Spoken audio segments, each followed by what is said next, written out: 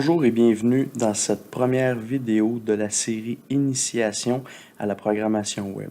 Mon nom est Éric Saint-Amand et je vais aujourd'hui découvrir avec vous le HTML, le CSS et le framework Bootstrap pour réaliser votre première page web. Donc, premièrement, qu'est-ce que ça prend pour faire de la programmation web? C'est un éditeur de code. Je vous suggère fortement d'utiliser Sublime Text, un éditeur de code que vous pouvez utiliser gratuitement. Donc, rendez-vous sur Internet, ouvrez votre navigateur et rendez-vous sur sublimetext.com. Ici, dans l'onglet Download, choisissez la version correspondant à votre système d'exploitation.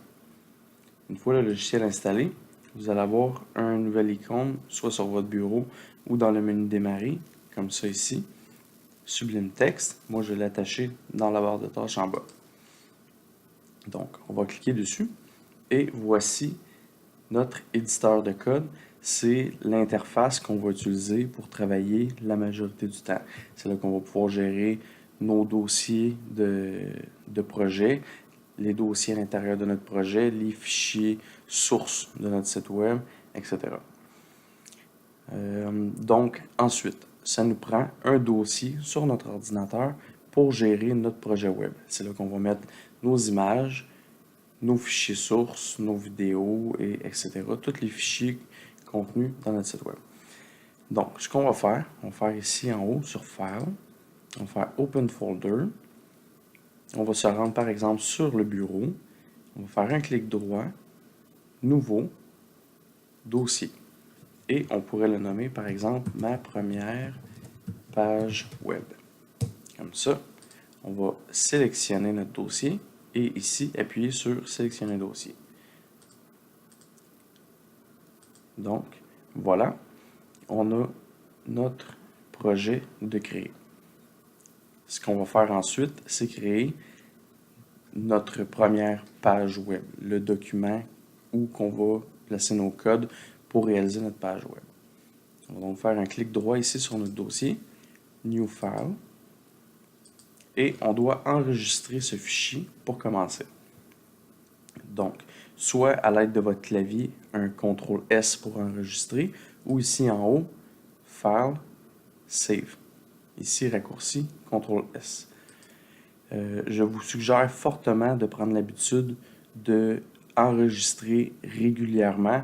Moi, personnellement, j'enregistre pratiquement après chaque ligne de code tapée. Ça en est devenu une habitude.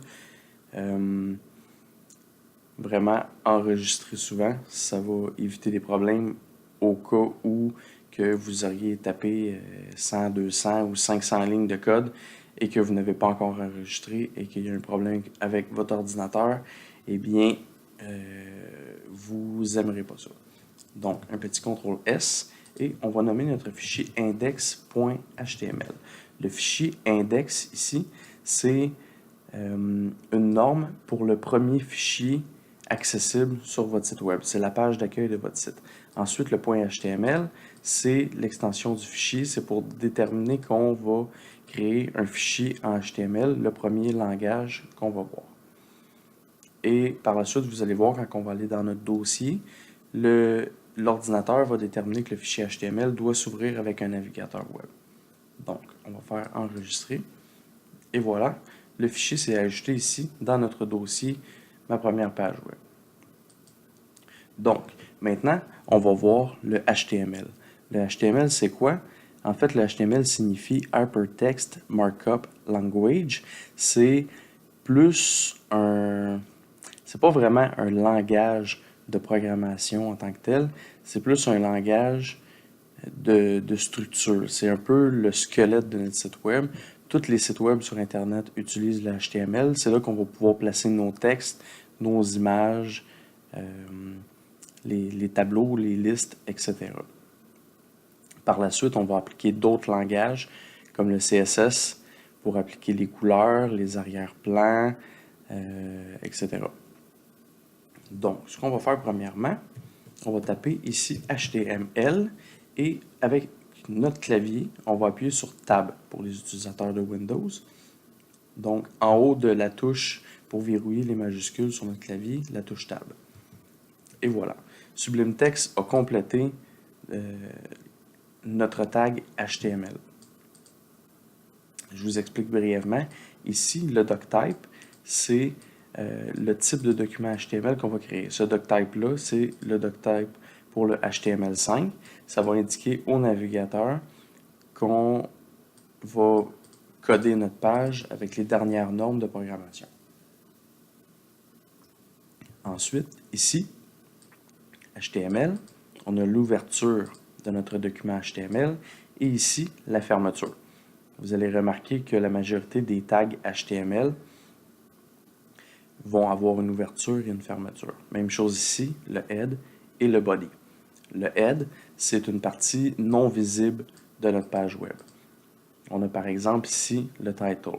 Le title, c'est le titre qui va apparaître sur l'onglet dans le navigateur. Comme par exemple ici, index.html, ça serait le title de notre page web.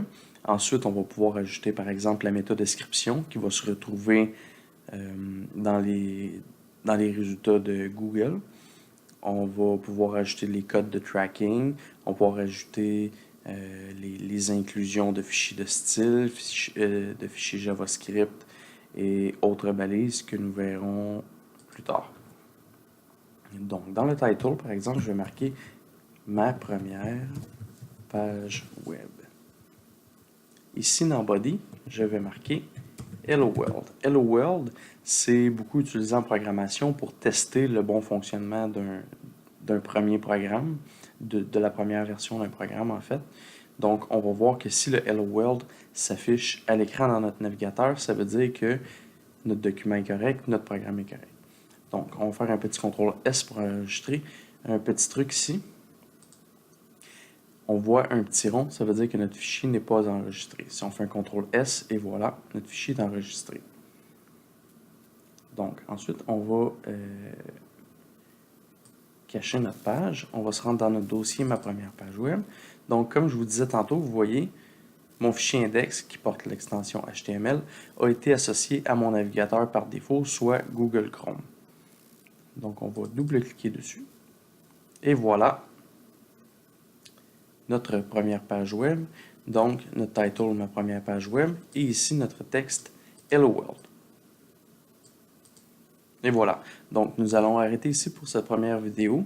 Nous allons voir dans la prochaine vidéo le CSS.